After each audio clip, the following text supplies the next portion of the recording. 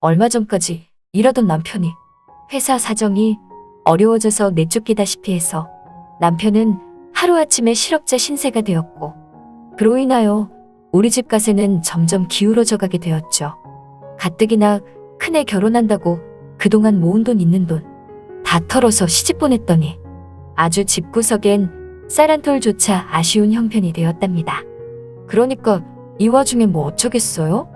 남편은 이왕 잘린 김에 그냥 훅 쉰다고 하지. 그렇다고 우리 집은 쉴 형편은 못 되지. 저라도 나가서 일해야죠 뭐.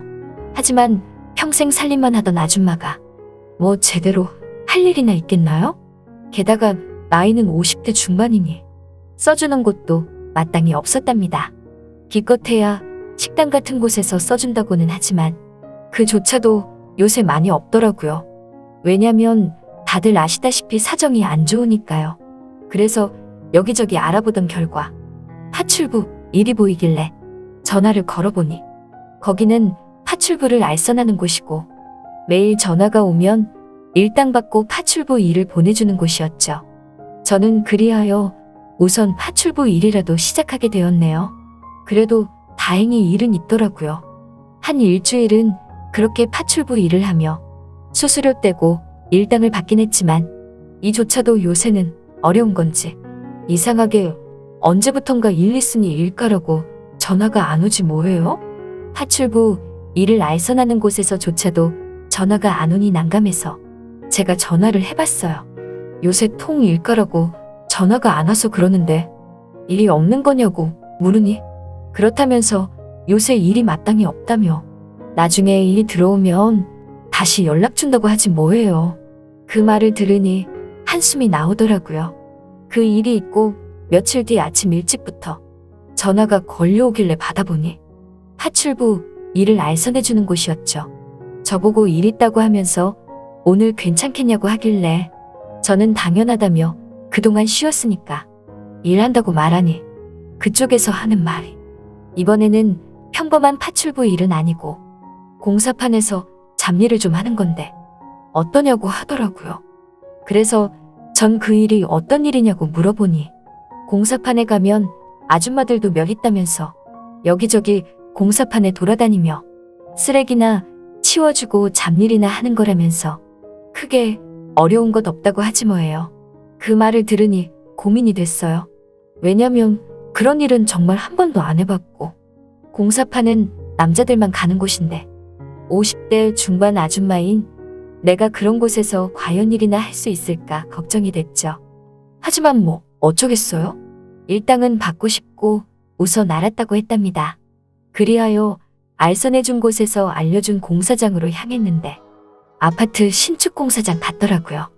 정말 공사 규모가 크지 뭐예요.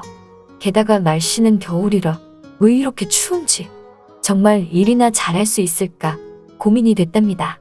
그러는 와중에 한쪽에서 드럼통에 강목을 넣고 불을 떼니 사람들이 모여서 불을 쬐길래 저도 그곳에 가서 몸 좀 녹였어요. 그렇게 몸을 녹이며 주위를 둘러보니 다른 아줌마들이 몇 보이더라고요. 그런데 저 아줌마들 어쩌니 텃세를 부리던지 저보고 공사판 초짜라며 눈치를 주지 뭐예요? 같은 아줌마들이라서 좀 친하게 지낼 수 있을까 했는데 눈치를 주니 정말 기분이 잡쳤답니다. 그러던 중 어느덧 일이 시작됐고 저는 공사판 잡이를 하기 시작했어요. 그렇게 이것저것 지저분한 것 치우며 일을 하고 있는데 먼지가 정말 말도 못하더라고요. 마스크 안 썼으면 일도 못할 지경이었죠. 얼마나 일했을까요? 허기가 밀려오지 뭐예요. 시간을 보니 점심시간이었죠. 배고픔에 저도 한바식당으로 향했어요. 한바식당 시판의 밥과 반찬과 국을 담고 자리에 앉아서 먹으려고 하는데 글쎄 제 옆으로 누군가 식판을 내려놓으며 쓱 다가와 앉더라고요. 보니까 무슨 해병대 옷 같은 걸 입은 건장한 50대 중후반의 남자였는데 저보고 처음 왔냐고 묻지 않겠어요? 그래서 그렇다고 말하면서 밥을 먹고 있는데 이 남자 왜 이렇게 말을 시키는지 밥을 먹으면서도 자꾸 말을 시키는 거예요. 그러면서 오후에는 자기 쪽에 와서 일을 거두라고 하지 뭐예요. 저는 그 말에 여기 반장님이 저보고 하던 쪽 일 마무리 지으라고 했다고 말하니까 자기가 그 반장보다 더 높다나 뭐래나 그러면서 자기 쪽 읽어두는 게 더 쉬울 거라며 그 반장이 한 말은 자기가 다 책임을 진다고 했답니다. 그러냐며 저는 그렇게 하여 점심을 먹고 그 사람이 말한 곳으로 향하여 일을 시작했어요. 근데 이곳은 다른 곳과 좀 떨어져 있어서 그런지 다른 잡부 아줌마들도 잘 안 보이고 좀 그렇더라고요. 그런데 그 아저씨가 저보고 고층으로 올라가서 같이 작업하자고 하기에 알았다며 따라 올라갔는데 아니 이곳은 정말 사람이 더 없지 뭐예요? 일하는 사람이 우리 둘뿐이었어요. 그리곤 제게 일을 시키는가 싶더니 갑자기 이것저것 말을 시키더라고요. 뭔 아이는 얼마나 먹었냐고 물어보고 어디 사냐고 물어보고 등등 별의별 걸 다 물어보지 뭐예요. 호구조사 하는 줄 알았답니다. 그래서 그건 왜 물어보냐고 물으니 내가 마음에 든다며 대놓고 말하지 않겠어요? 그러면서 하는 말이 요새 일 구하기 어려울 텐데 내일도 나오라며 자기가 마음에 드는 사람은 내일도 모레도 계속 쓸 수 있다고 하는데 순간 뭔가 솔깃했어요.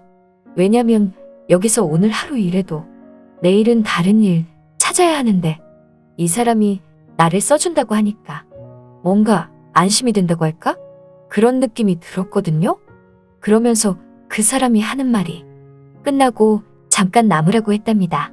어느덧 일이 끝났고 저는 먼지를 털며 그 사람에게 다가가니 오늘 하루 수고했다면서 자기랑 삼겹살이나 먹으러 가자고 하지 뭐예요.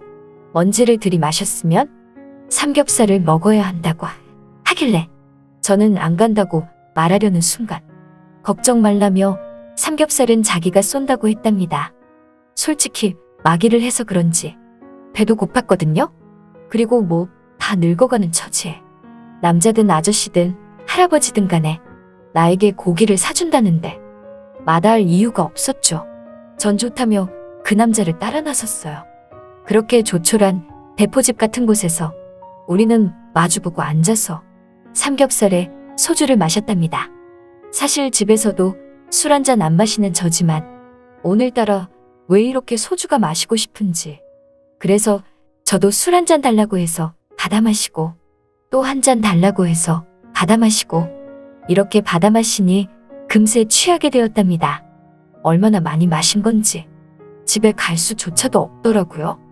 너무 비틀비틀 거렸거든요. 그때 그 남자가 저보고 집이 어디냐며 택시를 태워준다고 하는데 저는 택시비가 아까워서 아니라며 버스 타고 간다고 하니까 그 남자가 갑자기 제게 가까이 다가와서 부축을 하며 꼭 어디로 저를 데려가는 것 같더라고요. 이 다음 코스는 뭐 대충 짐작이 가실 거라 믿어요.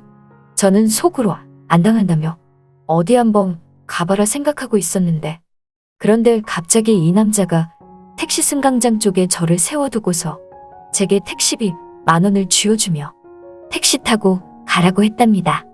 그 모습의 순간 어찌나 신사다워 보이던지 보기엔 노가다꾼일지 몰라도 마음은 참 신사답더라고요. 그렇게 그 남자와 헤어지고 집에 와서 내일을 위해 잠을 청하는데 자꾸 그 남자 생각이 났어요. 남편은 옆에 누워서 자고 있지만 자꾸 그 남자 생각이 났죠. 뭔가 사내답고 나를 챙겨주는 모습이 솔직히 남편보다 낫다는 생각이 들었거든요. 그래서 그런가 다음 날에는 어제와는 다르게 그 남자를 의식하며 일을 하게 되더라고요. 그리고 그 남자 옆에서 자연스럽게 함께 점심을 먹고 함께 얘기를 나누며 일을 하는 게 마냥 즐거웠답니다. 그리고 언제나 일이 끝나면 단둘이 삼겹살에 소주를 마셨어요. 물론 삼겹살은 그 남자가 꼭 샀죠. 그렇게 그 남자와 같이 있는 시간이 늘어나고 그 남자와 늘 함께 일하다 보니 점점 정이 더 들었어요. 어느덧 일주일이라는 시간이 흘렀고 저는 저도 모르게 그 남자를 좋아하게 된 것이죠. 참 주책 맞죠? 하지만 제 마음을 속일 수 없었죠. 그 남자가 너무나 듬직하고 좋았으니까요. 그런 제 마음을 그 남자도 알았는지 일주일이 흐른 어느 날에 우리는 함께 또 소주를 마셨지만 여느 날처럼 서로 헤어지는 게 아니었죠. 일어나 보니 그 사람은 없었답니다. 뭔가 미안해서 먼저 간 것 같았어요. 그래서 그런가 그 사람 마음을 이해할 수 있었답니다. 하지만 저도 마음을 접어야겠다는 생각이 들었죠. 아무리 미운 남편이지만 그래도 전 가정이 있는 주부고 남편이 있는 몸인데 이제 와서 주책맞게 다른 남자가 좋다고 남편을 떠날 수만은 없었으니까요. 그 뒤부턴 그 공사장에 나가지 않았어요. 그리고 혹시 몰라 일을 알선해주는 곳에서 또다시 공사판 잡부로 가라고 하면 저는 안 간다고 했답니다. 왜냐면 그 남자를 또 만나게 될지 모르니까요. 또 만나게 되면 제가 정말 흔들릴 것 같았거든요. 그 남자도 듣자 하니 가정이 있는 남자라고 했는데 그래도 제가 좋았었나 봐요. 다른 잡부 아줌마들보다 저를 더 살뜰히 아껴주고 챙겨주다시피 했으니까요. 요즘도 파출부 일을 나가고 있지만 가끔씩 오다 가다 다른 공사판을 지나갈 때 공사장 인부들을 보면 그 남자가 생각이 나곤 한답니다. 그리고 저도 모르게 그 남자가 혹시 저 공사장에서 일하지 않을까 생각이 들곤 하네요.